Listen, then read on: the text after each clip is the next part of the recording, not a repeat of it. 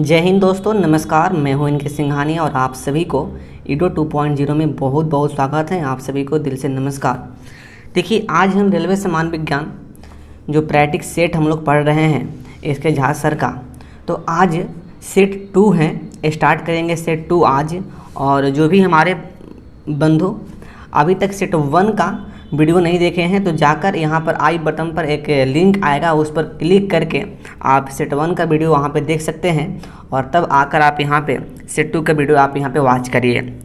और मैं बता दूं कि मैं हर एक सेट को पूरा कंप्लीट में पढ़ा रहा हूँ और उसके साथ हर एक क्वेश्चन के साथ जो भी विश्लेषण है पूरा कंप्लीट यहाँ पे विश्लेषण मैं यहाँ पे दे रहा हूँ, ताकि आपको एक क्वेश्चन से जितना सारा उसका फैक्ट हो, सारा फैक्ट आपको वहाँ पे मालूम हो सके। तो फिर चलिए इसको स्टार्ट करते हैं। और जो भी हमारे दोस्त अभी तक इस चैनल को सब्सक्राइब नहीं किए हैं, भाई सब्सक्राइब कर लो और इस वीडियो को अपने सारे दोस्तों में शेयर भी कर देना, ठीक है। तो आइए आपको लेके चलते हैं सेट पर। दोस्त, तो हम लोग आ गए हैं नंबर 1 प्रश्न पर। तो देखिए नंबर 1 प्रश्न क्या कह रहा है। एक बल 2i cap plus 3j cap plus 6k cap द्वारा प्रदर्शित होता तो इस बल का परिमाण क्या है।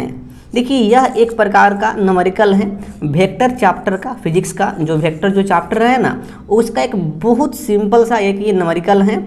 और इसका सॉल्यूशन आप जुबान से भी कर सकते हैं, लेकिन यदि इसका टेक्निक आपको मालूम है तो आइए आपको मैं सिखाता हूँ। जब भी जीवन में आपको ऐसा न्यूमेरिकल यहाँ पे दिखे और मतलब कोई भी वेक्टर का वहाँ पर कैप में कोई संख्या दे और आपसे पूछ दे मैग्नीट्यूड इसका क्या होगा, तो देखिए सिंपल फॉर्म में मैग्नीट्यूड का फार्मूला होता है, परिमाण का जो फार्मूला होता है, ध्यान रखेंगे मेरे भाई, x square plus y square plus z square. अब भाई यहाँ पे एक्स वाई जेड क्या है, तो यह मैग्नीट्यूड है। अब देखिए यहाँ पर आई कैप का जो 2 है यह मैग्नीट्यूड है, यानी कि ये एक्स का मान हो गया, और जे कैप का जो ये 3 है ये वाई का मान हो गया, और के कैप का जो ये 6 है ये आपका जेड का मान यहाँ पे हो गया। तो बस यहाँ से पुटिंग कर लो। अब यहाँ से तो जब मैं यहाँ से मैं पुटिंग में करूँगा मेरे भाई, तो हमारे यहाँ से क्या आएगा, 2 का स्क्वायर प्लस 3 का स्क्वायर और प्लस 6 का स्क्वायर। जब मैं पूरा यहाँ पे मैं कर लूँगा तो 2 का यहाँ पे 4 होता है और 3 का 9 होता है और 6 का यहाँ पे 36 होता है। तो देखो ये सबको यहाँ पे जोड़ने के बाद ये हमारा रूट में 49 आएगा और 49 का जो वर्गमूल होता है वह 7 होता है। तो डायरेक्टली यहाँ पर जो मैग्नीट्यूड यहाँ पर आ गया है वह 7 यूनिट आ गया है। तो देखिए ना यहाँ पे ऑप्शन में है ऑप्शन बी 7, तो यही आपका यहाँ पे उत्तर होगा। तो आप एकदम ध्यान रखेंगे, जब भी मैग्नीट्यूड निकालने का क्वेश्चन पूछे तो आपको इसी प्रकार से हल करना है। यही एक एकदम शॉर्ट मेथड है, आप इसको जुबान से भी आप यहाँ पे कर सकते हैं। तो आइए आते हैं अगले प्रश्न पर। अगला प्रश्न नंबर 2 बोला है, निम्न में से अलेक्जेंडर ग्राहम बेल द्वारा आविष्कारक किसका किया गया था। बहुत ही इजी क्वेश्चन है, ये क्वेश्चन तो बच्चा जानता है। तो इसका उत्तर यहाँ पे होने वाला है ऑप्शन ए, यानी कि टेलीफोन। आप लोग जानते ही हैं बचपन से ही कि टेलीफोन का जो आविष्कार किए थे वह है अलेक्जेंडर ग्राहम बेल ने किए थे। आते हैं अगले क्वेश्चन पर। देखिए अगला क्वेश्चन नंबर 3 क्या है। उत्प्लवकता सिद्धांत के आधार पर जहाज पानी में तैरते हैं। सर्वप्रथम इस सिद्धांत की पहचान करने का श्रेय किस वैज्ञानिक को दिया जाता है। अब देखिए यहाँ पर एक नाम यहाँ पे यूज हुआ है, उत्प्लवकता का सिद्धांत। अब देखिए इसी को हम बोलते हैं आर्किमिडीज का सिद्धांत। आप ध्यान देंगे एग्जाम में आपसे ये भी नाम पूछ सकता है, या आपसे आर्किमिडीज का सिद्धांत भी वहाँ से पूछ सकता है, या इसका इंग्लिश नेम भी यहाँ से पूछ सकता है, बहुत इंपॉर्टेंट है। तो तीनों आपको यहाँ पर ध्यान रखना है। तो हम लोग जानते हैं बचपन से ही कि जो ये आर्किमिडीज का जो ये सिद्धांत जो दिए थे ये तो आर्किमिडीज बाबा थे। तो इसका उत्तर यहाँ पे क्या होगा, ऑप्शन सी यहाँ पर होगा, ठीक है। अब देखिए आते हैं अगले क्वेश्चन नंबर 4 पर। देखिए नंबर 4 क्वेश्चन क्या है। एक ये न्यूमेरिकल है, 50 kg द्रव्यमान का एक लड़का 44 सीढ़ियाँ 10 सेकंड में चढ़ता है। यदि प्रत्येक सीढ़ी की ऊंचाई 15 सेंटीमीटर हैं तो उसकी शक्ति ज्ञात कीजिए। दिया गया है g बराबर 10 मीटर प्रति सेकंड स्क्वायर है। देखिए बहुत ही अच्छा क्वेश्चन ये है। तो चलिए इसको सॉल्व करने के लिए आपको लेके चलते हैं कॉपी पेन पर। सबसे पहले इस न्यूमेरिकल में क्या क्या दिया हुआ है, तो यहाँ पर मास दिया गया है 50 kg और उसके बाद g का जो वैल्यू यहाँ पे दिया गया है 10 मीटर प्रति सेकंड स्क्वायर और फिर यहाँ पर टाइम दिया गया है 10 सेकंड। अब देखिए हमें यहाँ पर हाइट निकालना है और यहाँ पे साफ साफ यहाँ पे कहा गया है कि 44 गो सीढ़ी है और एक सीढ़ी का जो ऊंचाई है 15 सेंटीमीटर है। तो हम डायरेक्टली यहाँ पे गुना कर लिए हैं कि जो हमारा कंप्लीट जो ऊंचाई होगा 44 गुना 15 सेंटीमीटर होगा। अब देखिए यहाँ पर इस सेंटीमीटर को मीटर में कन्वर्ट करने के लिए मैं यहाँ से 100 से मैं यहाँ से भाग कर दिया हूँ और देखिए 100 से भाग करने के बाद मारा पीटी यानी कि यहाँ पर काटा पीटी करने के बाद यहाँ पर 33/5 मीटर ये यहाँ पर हाइट हो गया है। अब देखिए इसके आगे हमें यहाँ पर अब शक्ति निकालना है। तो देखिए शक्ति बराबर फार्मूला होता है कार्य बटा में समय होता है। अब देखिए यहाँ पर आपको एक पॉइंट ध्यान देना है।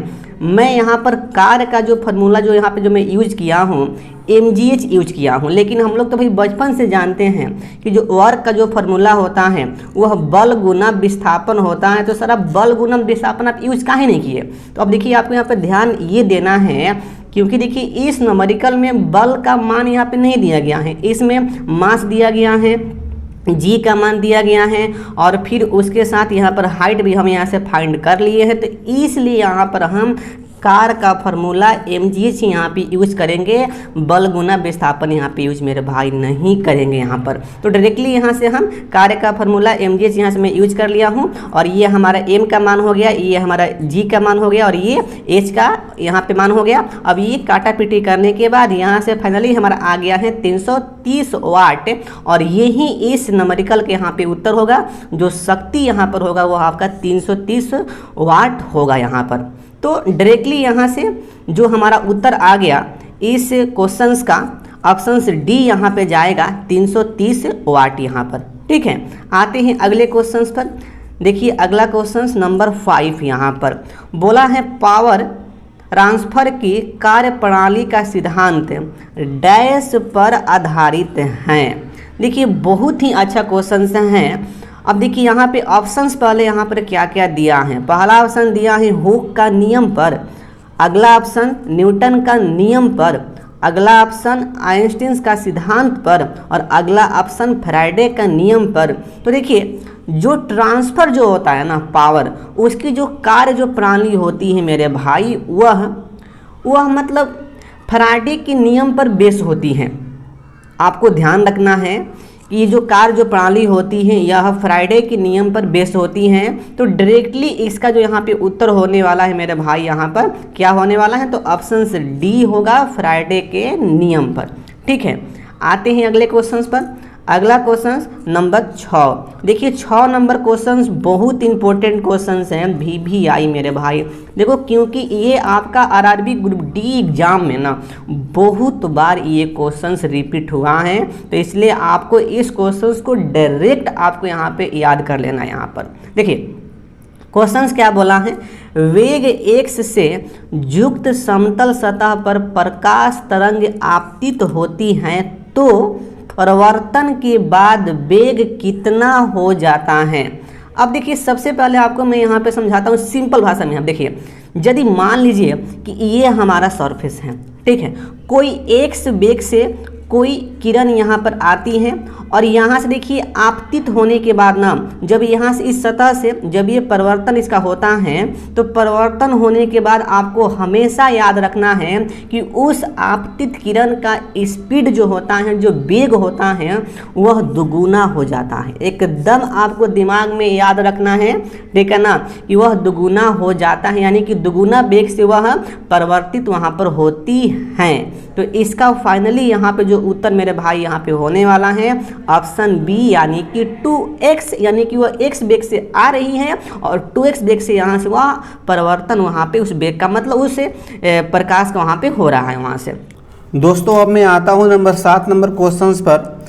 देखिए 7 नंबर क्वेश्चंस क्या हैं, पृथ्वी के सतह पर गुरुत्वीय त्वरण 9.8 मीटर प्रति सेकंड स्क्वायर है।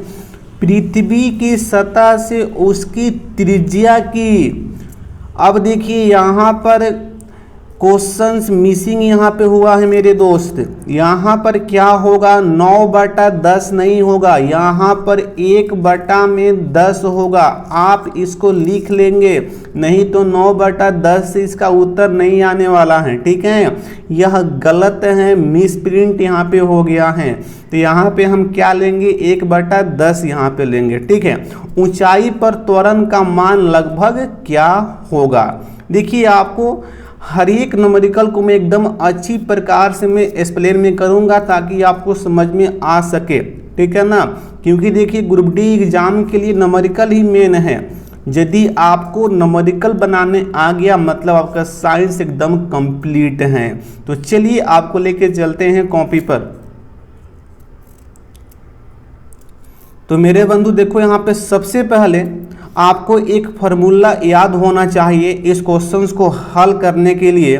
देखिए हम लोग जानते हैं, यदि आप लोग थ्योरी पढ़े होंगे तो आप लोग जान लीजिए, और यदि आप लोग नहीं जानते तो अभी ही जान लीजिए कि पृथ्वी के तल से h मीटर ऊपर जाने पर गुरुत्वीय त्वरण में परिवर्तन का जो सूत्र होता है g बराबर बड़का G गुना m अब बटा में r स्क्वायर होता है। अब देखिए यहाँ पे सबसे इम्पोर्टेंट पॉइंट है कि छोटका g को क्या बोलते हैं, तो छोटका g को मेरे भाई कहा जाता है गुरुत्वीय त्वरण कहा जाता है। और देखिए जो ये बड़का जो g है ना, इसे कहा जाता है गुरुत्वाकर्षण नियतांक कहते हैं। और m का मतलब ये हो गया आपका पृथ्वी का मास हो गया। और जो ये r है ना, r को हम यहाँ पे डिस्टेंस नहीं लेंगे, r का मतलब हुआ पृथ्वी का त्रिज्या यहाँ पे हुआ। तो इस प्रकार से g बराबर बड़का g m और बटा में r स्क्वायर होता है। अब देखिए इसके आगे यहाँ पर इस क्वेश्चन में दिया गया है कि छोटका g का मान 9.8 मीटर प्रति सेकंड स्क्वायर, तो मैं यहाँ पे लिख दिया हूँ। अब देखिए इसके बाद आपको सबसे इम्पोर्टेंट पॉइंट समझना है इसी लाइन को। देखिए इस फार्मूला में पृथ्वी का जो रेडियस है वह r है, लेकिन देखिए क्वेश्चन में क्या बोला है ना कि h ऊंचाई पर ना, मतलब ऊंचाई क्या है कि 1/10 हो जाता है त्रिज्या। यानी कि देखिए पहले इसका रेडियस क्या था, r था। अब इस r में हम यहाँ पर ऐड कर देंगे r का 1/10 यानी कि r बटा में 10। तो वर्तमान में जो पृथ्वी का जो यहाँ पे त्रिज्या जो यहाँ पे हो जाएगा मेरे भाई, फाइनली यहाँ पर वह r प्लस r बटा में 10 हो जाएगा। बस आपको इसी को इस फार्मूला में यहाँ पे पुट कर देना है। आइए मैं यहाँ से पुट करता हूँ। अब देखिए जैसे ही हम यहाँ पे पुट करेंगे g डैश में इसे यहाँ पे मैं मान लिया हूँ आसानी से यहाँ पे हल करने के लिए। तो g डैश बराबर यहाँ पे हो गया है gm बटा में r स्क्वायर, और gm यहाँ पे हो गया है। देखिए उसके बाद r का मान में ये यहाँ पे मैं पुटिंग कर दिया हूँ, तो r प्लस r बटा में 10 स्क्वायर यहाँ पे हो गया है। और फिर उसके बाद देखिए यहाँ से हम ना r स्क्वायर को मैं कॉमन यहाँ से मैं ले लिया हूँ, तो कॉमन लेने के बाद यहाँ पे बच गया है 1 प्लस 1 बटा में 10 का स्क्वायर यहाँ से। और फिर उसके बाद अब देखिए फाइनली यहाँ से मैं क्या कर लिया हूँ, अब देखिए इसको यहाँ पे जब ऐड करेंगे तो ये आपका 11 बटा में 10 स्क्वायर होगा, यानी कि 11 के स्क्वायर 121 हो गया और 10 के यहाँ पे 100 हो गया। अब देखिए फाइनली अब देखिए आपको एक पॉइंट यहाँ पर समझना है। देखिए ना जी, यह तो फार्मूला वही आ गया ना, हम लोग क्या पढ़े थे कि g बराबर क्या होता है, बड़का g m बटा में r स्क्वायर होता है। तो फाइनली देखिए अब देखिए ये जो 100 है 100 आपका ऊपर जाएगा, तो 100 बटा में 121 हो गया, गुना यहाँ पे g आ गया। अब ये g क्या है, इस फार्मूला का मान यहाँ पे मैं यहाँ पे डाल दिया हूँ। अब देखिए फाइनली उसके बाद g का मान क्वेश्चन में दिया गया है 9.8, तो मैं यहाँ से पुटिंग कर दिया हूँ। और देखिए पुटिंग वोटिंग करने के बाद और यहाँ से मारा पीटी मतलब काटा पीटी यहाँ से करने के बाद फाइनली यहाँ पे जो उत्तर आ गया 8.09 मीटर प्रति सेकंड स्क्वायर आ गया। अब देखिए इसी को ना लगभग में यहाँ पे आपके ऑप्शन में उत्तर यहाँ पे दिया होगा 8.1 मीटर प्रति सेकंड स्क्वायर। तो यही आपके यहाँ पे फाइनली इसका उत्तर होगा मेरे बंधु।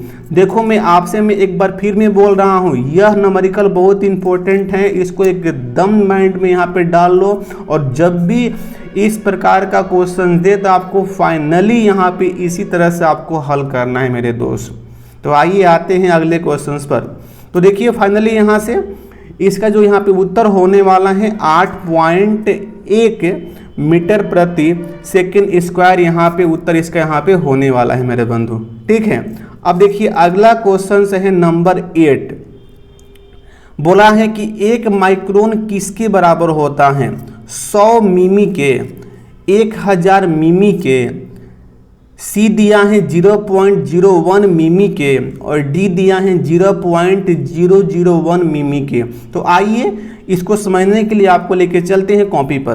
तो देखिए सबसे पहले आपको एक पॉइंट यहाँ पे जानना है कि 1 माइक्रोन बराबर 10 की पावर -6 मीटर होता है जी, और इस मीटर को हमें कन्वर्ट करना है मिमी में। तो अब देखिए आपको एक ध्यान रखना है कि 1 मीटर बराबर 10 की पावर 3 मिमी होता है। तो मैं यहाँ से क्या कर लिया हूँ, इस मीटर को मिमी में कन्वर्ट करने के लिए 10 की पावर 3 से मैं यहाँ से मैं गुना कर दिया हूँ। अब देखिए गुना करने के बाद पावर यहाँ पे घटेगा, तो घटने के बाद यहाँ पर हो गया है 10 की पावर -3 मिमी, और इसी को मैं यहाँ पे लिख दिया हूँ 0.001 मिमी। तो फाइनली यहाँ से हमारा आ गया है कि 1 माइक्रोन बराबर मेरे दोस्त यहाँ पर क्या आ गया, तो 0.001 मिमी यहाँ पे आ गया, और यही इसका उत्तर मेरे दोस्त यहाँ पर होने वाला है। तो देखिए ना ऑप्शन में आपका है यहाँ पे ना ऑप्शन से डी इसका यहाँ पे उत्तर होगा, 0.001 मिमी इसका यहाँ पे उत्तर होने वाला है।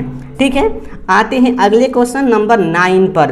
देखिए नंबर 9, ये भी क्वेश्चंस बहुत इंपॉर्टेंट VVI मेरे भाई, ये क्वेश्चंस बहुत बार एग्जाम में पूछा हुआ है। देखिए जब भी आपके जीवन में कभी भी ऐसा क्वेश्चन दिखे तो ऐसे क्वेश्चंस को हल करने के लिए बस आपको मैं एक टेक्निक में हम बताऊंगा, बस एक टेक्निक। यदि आप ये टेक्निक आप जान गए ना तो वैसा क्वेश्चन आप चुटकी में आप यहाँ पे हल कर सकते हैं मेरे भाई, एकदम चुटकी में।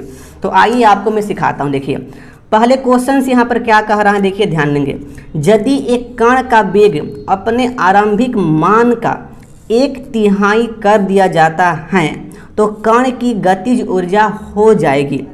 अब देखिए यहाँ पर क्या हो रहा है ना, इसके वेग का मतलब वेग को ना 1/3 किया जा रहा है। अब देखिए इसका एकदम सिंपल सा फॉर्म यहाँ पर है। यदि गतिज ऊर्जा में उसके वेग को 1/3 किया जाए ना तो गतिज ऊर्जा जानते हो क्या हो जाता है, उसके वर्ग के बराबर हो जाता है। यानी कि जितना तिहाई किया जाए उसका वर्ग कर दो और वही उसका उत्तर वहाँ पे होगा।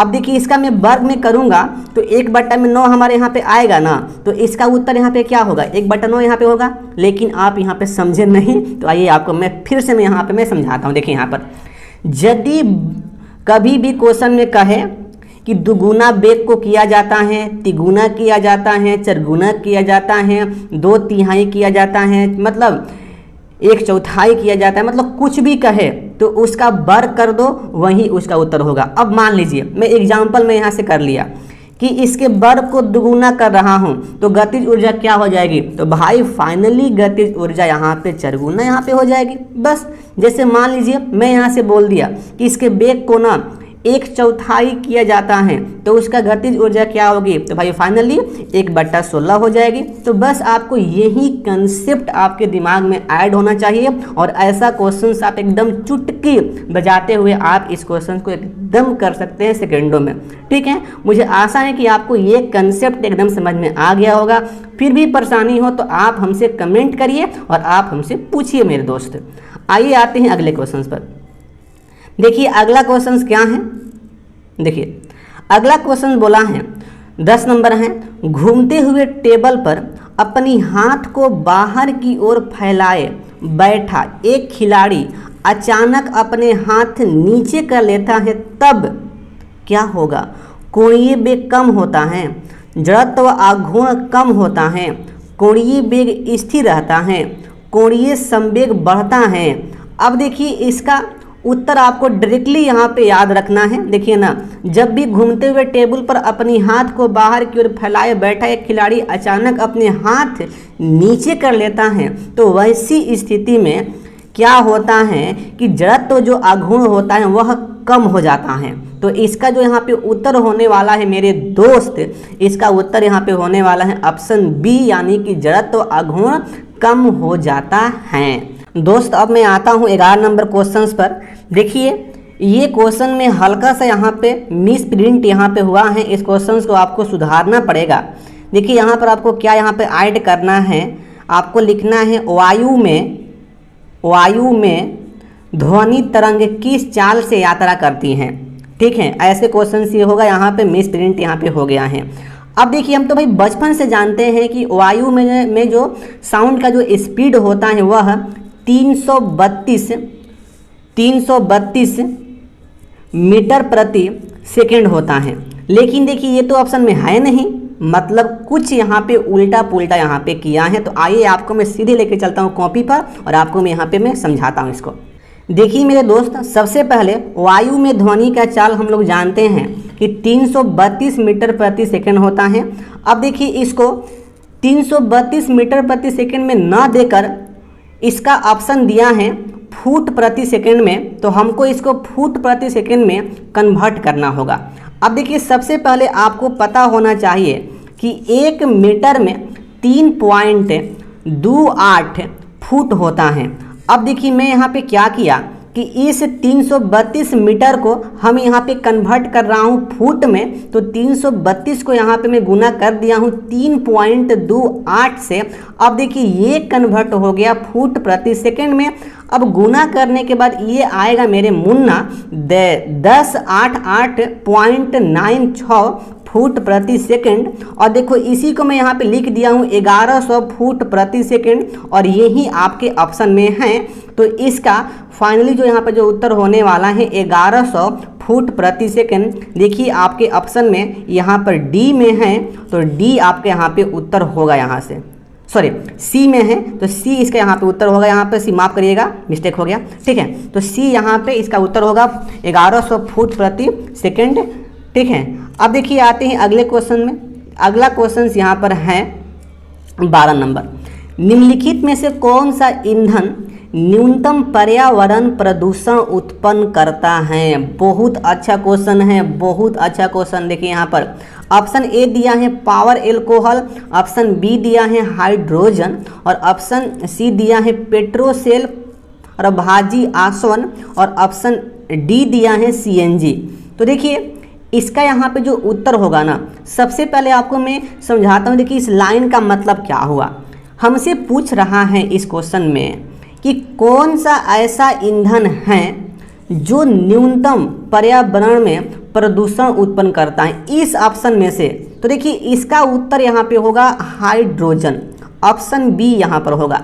लेकिन मेरे दोस्त एक पॉइंट यहाँ पर ध्यान देना, यदि मैं आपसे पूछ दूं कि अभी वर्तमान समय में प्रयोग में लाए जाने वाला कौन सा ईंधन है जो न्यूनतम पर्यावरण प्रदूषण उत्पन्न करता है, तो इसका उत्तर होगा सीएनजी होगा। क्योंकि देखिए सीएनजी जो गैस है ना, इसका यूज हम लोग वर्तमान समय में कर रहे हैं, लेकिन हाइड्रोजन का यूज अभी में यहाँ पे ईंधन के रूप में नहीं कर रहे हैं। तो इसलिए जब यहाँ पे क्वेश्चन में पूछे कि वर्तमान समय में, तो वहाँ पर सीएनजी होगा। लेकिन इस क्वेश्चन में वर्तमान टाइम में यहाँ पे नहीं पूछा है, तो इसलिए मेरे दोस्त इसका यहाँ पे उत्तर होने वाला है हाइड्रोजन। आपको ये भी क्वेश्चन याद रखना है सीएनजी वाला।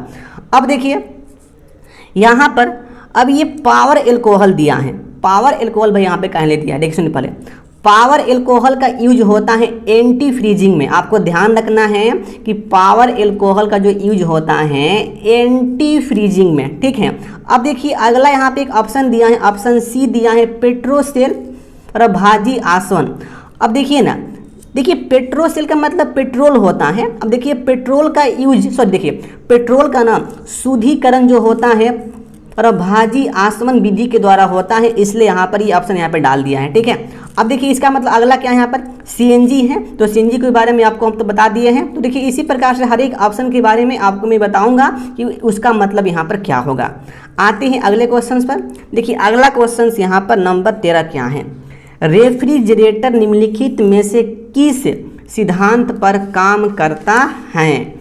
अब देखिए इसका उत्तर क्या होगा, ओस्मोसिस होगा, केंद्र प्रसारण होगा, फैलाव होगा, वाष्पीकरण होगा। देखो मेरे दोस्त, इसका जो उत्तर होने वाला है, आपको हमेशा ध्यान रखना है कि जो रेफ्रिजरेटर जो होता है वह वाष्पीकरण के सिद्धांत पर कार्य करता है। एकदम दिमाग में डाल लो कि वाष्पीकरण के सिद्धांत पर ये काम करता है यहाँ पर।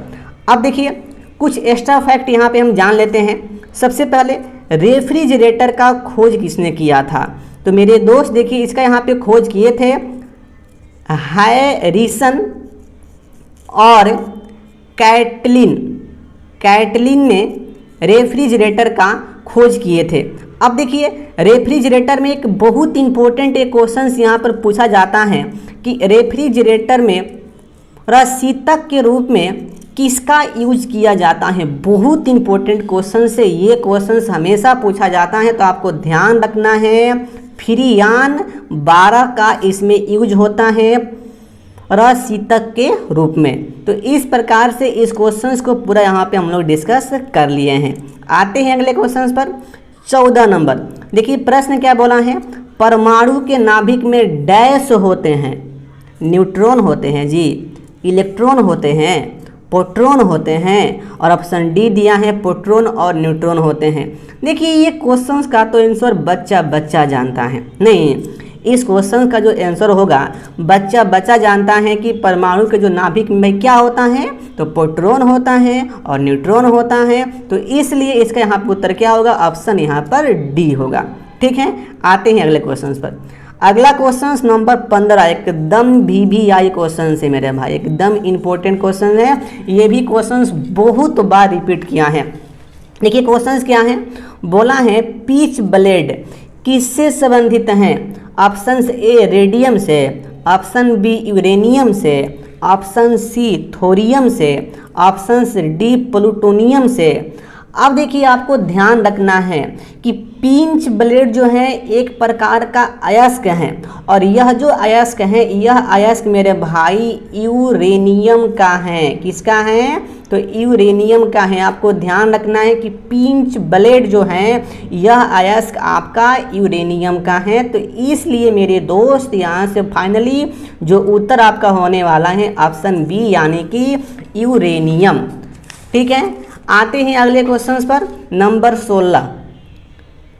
देखिए नंबर 16 भी बहुत अच्छा क्वेश्चन है। ये इसमें हल्का सा मिक्स हुआ है केमिस्ट्री का न्यूमेरिकल यहाँ पर। ठीक है, देखिए क्वेश्चन यहाँ पे क्या कह रहा है, यदि X2 + I2 का यहाँ पे रिएक्शन हो रहा है तो 2HI यहाँ पे बन रहा है, और 2HI का जब विघटन यहाँ पे हो रहा है तो H2 + I2 निकायों के लिए संतुलन स्थिरांक क्रमशः K1 और K2 हैं। तो K1 और K2 के बीच संबंध क्या हैं। देखिए सबसे पहले इस न्यूमेरिकल को समझने के लिए आपको मैं लेके चलता हूँ कॉपी पर। अब देखिए मेरे दोस्त, सबसे पहले ये आपका इक्वेशन यहाँ पे दिया गया है, H2 + I2 का जब यहाँ पे रिएक्शन जब यहाँ पे हो रहा है तो यहाँ पे बन रहा है 2HI बन रहा है। अब देखिए इसके लिए ना संतुलन स्थिरांक जो यहाँ पे दिया गया है K1 दिया गया है। अब देखिए इसको हम कैसे फाइंड करते हैं। देखिए सबसे पहले आपको ना संतुलन स्थिरांक आपको निकालना होगा इस इक्वेशन से। तो आपको ध्यान रखना है इस इक्वेशन से जब भी आपको जीवन में ना संतुलन स्थिरांक आपको निकालना हो तो देखिए किसी भी इक्वेशन में जो बनता है ना, जो बनता है, अब देखिए इसमें क्या बन रहा है, यह बन रहा है, तो इसको रखना है आपको अंश में, और जिसके माध्यम से बनता है उसको रखना है हर में। तो देखिए उसी प्रकार से मैं इस इक्वेशन के लिए इसका संतुलन स्थिरांक निकालने के लिए देखिए मैं यहाँ पे रख दिया हूँ। तो इसको मैं यहाँ पे मान लिया हूँ इक्वेशन फर्स्ट यहाँ पर। अब देखिए इसके बाद अगला इक्वेशन यहाँ पे दिया गया है, ठीक है ना। अब देखिए इसका यहाँ पर संतुलन स्थिरांक K2 है, तो K2 देखिए यहाँ से मैं फाइंड करने के लिए मैं क्या किया हूँ कि जो बन रहा है उसे मैं यहाँ पे ऊपर डाल लिया हूँ अंश में, और जिसके माध्यम से बन रहा है उसको मैं यहाँ पे डाल दिया हूँ हर में। अब देखिए ना यहाँ पर जी, अब देखिए मैं क्या सोचा कि HI का स्क्वायर को मैं ऊपर कर दूं ताकि यह इक्वेशन फर्स्ट से यहाँ पे समान हो जाए। तो अब देखिए K2 यहाँ पे बाटा में यहाँ पे आएगा जी ना, तो देखिए ना ये K2 यहाँ पे बाटा में हो गया, और देखिए यही इक्वेशन जो है ना, यही जो पार्ट है ये आपका इक्वेशन फर्स्ट में भी है यहाँ पर। तो मैं यहाँ से मैं कह सकता हूँ कि इक्वेशन फर्स्ट और सेकेंड को जब मैं मिलाऊंगा तो यह पार्ट और वह पार्ट वहाँ से कट जाएगा, और कट जाने के बाद और वहाँ से हट जाने के बाद मेरे भाई यहाँ पर फाइनली यहाँ पे बच जाएगा K1 बराबर 1 बटा में K2, और यही देखिए ना आपके ऑप्शन में दिया है मेरे दोस्त। तो देखिए आपको हमेशा ध्यान रखना है कि जब भी मतलब कोई भी इक्वेशन देकर आपको यदि इस प्रकार से संतुलन स्थिरांक यहाँ पर देता है तो इस प्रकार से हम यहाँ पे सेटिस्फाई यहाँ पे करते हैं मेरे दोस्त। तो देखिए फाइनली इसका जो यहाँ पे उत्तर होने वाला है ऑप्शन क्या होगा, तो ऑप्शन डी होगा K1 बराबर 1 बटा K2। और देखिए ना हमसे यहाँ पे पूछ भी रहा था कि K1 और K2 के बीच संबंध क्या होगा, तो संबंध यहाँ से फाइनली यहाँ से हम लोग यहाँ से फाइंड कर भी लिए। यहाँ से आते हैं अगले क्वेश्चन पर। अगला क्वेश्चन क्या है, देखिए बोला है अम्ल वर्षा किस पर्यावरण प्रदूषण से बनती हैं। ये तो क्वेश्चंस का उत्तर तो बच्चा जानता है, जो लोग नहीं जानते हैं जान लीजिए। तो देखिए जो अम्ल जो वर्षा होता है ना वह नाइट्रस ऑक्साइड और सल्फर डाइऑक्साइड के माध्यम से वह बनता है। तो इसका फाइनली जो यहाँ पे जो उत्तर होने वाला है ऑप्शन डी होगा, नाइट्रस ऑक्साइड और सल्फर डाइऑक्साइड होगा। अब देखिए आते हैं अगले क्वेश्चन पर, नंबर 18 पर। देखिए क्वेश्चन क्या बोला है, ऑक्सीजन का परमाणु भार 16 है तो ऑक्सीजन का विद्युत रासायनिक तुल्यांक होगा। ये भी केमिस्ट्री का नंबरिकल है और बहुत इंपॉर्टेंट VVI नंबरिकल है मेरे दोस्त। तो इसको एकदम अच्छी प्रकार से समझना, और यदि आप समझ गए ना तो वैसे क्वेश्चंस तो आप एकदम चुटकी में आप यहाँ पे हल कर सकते हो मेरे भाई यहाँ पर। तो आइए आपको मैं समझाता हूँ मेरे दोस्त। देखिए सबसे पहले देखिए इस नंबरिकल को हल करने के लिए आपको फार्मूला आपको याद होना चाहिए। देखिए फार्मूला क्या है कि विद्युत रासायनिक तुल्यांक बराबर क्या होता है, परमाणु भार बटा में संयोजकता गुना 96,500। ये फार्मूला आपको याद रखना है। यदि आपको कोई भी एलिमेंट दे और उसका परमाणु भार देकर आपसे पूछ दे कि इस एलिमेंट का विद्युत रासायनिक तुल्यांक क्या होगा, तो आपको डायरेक्टली मेरे भाई यही फार्मूला आपको अप्लाई करना होगा, तब ही यह नंबरिकल आपसे बन पाएगा, नहीं तो नहीं बन पाएगा। तो एकदम डायरेक्ट इसको दिमाग में यहाँ पे ऐड कर लो। तो देखिए ना हमसे क्वेश्चन में पूछा है कि ऑक्सीजन का विद्युत रासायनिक तुल्यांक क्या होगा। तो आइए देखिए यहाँ पर ऑक्सीजन का परमाणु भार दिया है 16, और ऑक्सीजन का जो संयोजकता जो होता है वह 2 होता है। तो यहाँ पे मैं 2 यहाँ पे मैं कर लिया हूँ, और उसके बाद गुना 96,500 यहाँ पे मैं कर लिया हूँ। उसके बाद देखिए नीचे में आ गया हूँ। अब देखिए 2 से ये 16 में काट दिया हूँ तो 8 बार में ये कट गया है, तो ये 8 बटा में 96,500 आ गया है। अब देखिए 8 बटा में 965 करके देखिए ये जो 2 जो सुना है ना इसको मैं कर लिया हूँ 10 के पावर 2 में, और अब इसके नीचे जब मैं 8 में 965 से जब यहाँ से मैं भाग किया हूँ तो ये आया है मेरा 0.00829, और ये 10 के पावर 2 है ये ऊपर जाएगा तो ये आपका 10 के पावर -2 में हो गया। अब देखिए मैं क्या किया हूँ इसके आगे, अब देखिए ये ना 3 अंक दशमलव को इधर आन दिया हूँ तो ये हमारा हो गया है 8.29, और यहाँ से फाइनली हमारा -3 ये -2 में यहाँ पर ऐड हो गया है तो ये हो गया है 10 के पावर -5, और यही आपके ऑप्शन में है इसलिए मैं ऐसा मैं यहाँ पे मैं किया हूँ। तो यहाँ पर आ गया 8.29 गुना 10 के पावर -10 ग्राम कूलम, और यही इसका उत्तर होने वाला है मेरे दोस्त। तो देखिए फाइनली इसका जो यहाँ पर जो उत्तर होने वाला है तो ऑप्शन यहाँ पर डी इसका उत्तर होगा, इनमें से कोई नहीं। तो आपको यहाँ पर ध्यान रखना है मेरे दोस्त। आते हैं अगले क्वेश्चन पर। देखिए अगला क्वेश्चन क्या है, 19 नंबर, किसके निर्धारण में किसी तत्व की परमाणु संख्या सहायता नहीं करता है। अब देखिए क्वेश्चन हैं, पहला ऑप्शन दिया है नाभिक में विद्यमान न्यूट्रॉनों की संख्या, नाभिक में विद्यमान प्रोटॉनों की संख्या और नाभिक के आसपास विद्यमान इलेक्ट्रॉनों की संख्या, और ऑप्शन डी दिया है तत्व की कर्षण शक्ति मतलब वाइलेंसी। तो देखो ना मेरे दोस्त, हम तो बचपन से जानते हैं कि परमाणु संख्या ही जो है ना वह न्यूट्रॉनों की संख्या बताता है, और परमाणु संख्या को ही हम प्रोटॉनों की संख्या कहते हैं, और परमाणु संख्या को ही हम इलेक्ट्रॉनों की संख्या कहते हैं। इसका मतलब ये हुआ कि परमाणु संख्या की सहायता से न्यूट्रॉनों की संख्या निकाल सकते हैं, और इसी को हम प्रोटॉनों की संख्या कहते हैं, और इसी को हम इलेक्ट्रॉनों की संख्या कहते हैं। तो मेरे दोस्त, परमाणु संख्या की सहायता से ये तीनों ऑप्शन तो हमारा सही हमारे यहाँ पर है, लेकिन बोला है कि कौन सा सहायता नहीं करता है।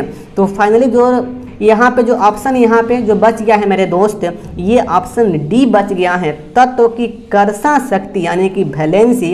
इसी को हम परमाणु संख्या की सहायता से निर्धारण नहीं कर सकते हैं। तो आइए आते हैं अगले क्वेश्चन पर। आपका 20 नंबर प्रश्न है। देखिए 20 नंबर प्रश्न बहुत इंपॉर्टेंट VBI प्रश्न है, इसको ध्यान रखेंगे आप। देखिए बोला है प्रश्न यहाँ पर, डैश मानव में अमोनिया जो जहरीला है को यूरिया में बदल देता है। मतलब कौन, मानव का कौन सा जो पार्ट है वह अमोनिया को यूरिया में कन्वर्ट करता है। तो मेरे दोस्त जान लीजिए, यह काम करता है लीवर यानी कि यकृत। जो यकृत होता है ना, यही अमोनिया को यूरिया में कन्वर्ट करता है। तो इसका मेरे दोस्त यहाँ पे उत्तर क्या होने वाला है, ऑप्शन बी यानी कि लीवर। आते हैं 21 नंबर प्रश्न पर। देखिए 21 नंबर प्रश्न यहाँ पर क्या बोल रहा है, निम्नलिखित में से कौन सा मनुष्य का विषाणु जनित वायरस रोग नहीं है। अब देखिए हम लोग जानते हैं बचपन से ही, आप लोग नहीं जानते हैं तो वायरस का कौन कौन सा मतलब जो रोग होता है वायरस से होता है उसको आप जान लीजिएगा, ठीक है।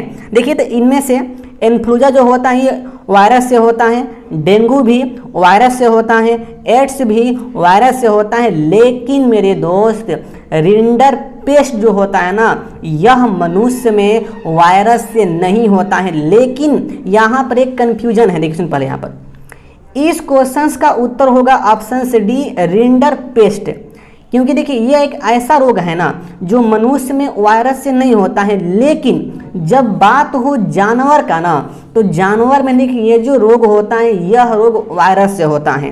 तो जब क्वेश्चन में पूछे कभी भी आपसे कि रिंडर पेस्ट जानवर में मतलब किस प्रकार होता है, वायरस से होता है कि आपका जीवाणु से होता है, तो वहाँ पे आपको उत्तर मारना है वायरस है। लेकिन किस में, जानवर में, लेकिन मनुष्य में यह वायरस से नहीं होता है।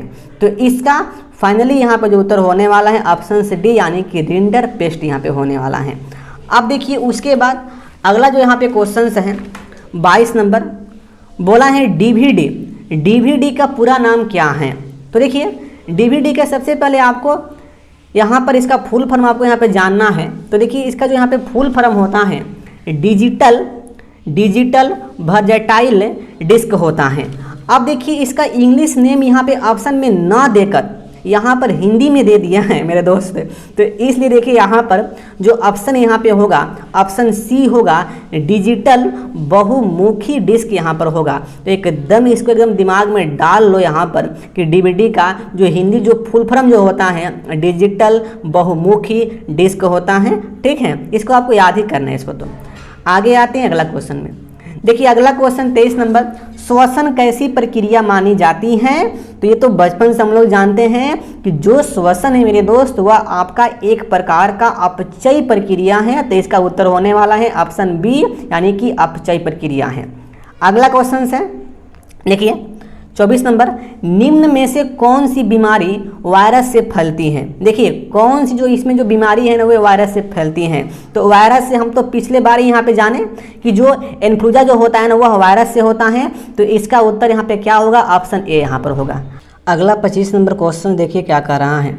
कोशिका के 4 अवयवों में उस कोशिका को पहचानिए जो पौधों की कोशिकाओं में पाया जाता है किंतु जानवरों की कोशिकाओं में नहीं पाया जाता है।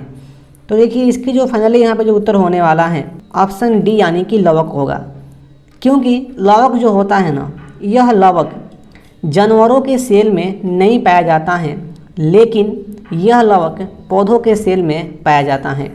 तो दोस्त इस प्रकार से हम लोग इस सेट को पूरा कंप्लीट कर लिए हैं और आगे मिलते हैं अगले सेट में। लेकिन इसके पहले जो भी हमारे दोस्त अभी तक हमारे चैनल को सब्सक्राइब नहीं किए हैं, मेरे दोस्त फाइनली कर लो सब्सक्राइब, क्योंकि हमारा हर एक वीडियो आपके पास पहुंचता रहे।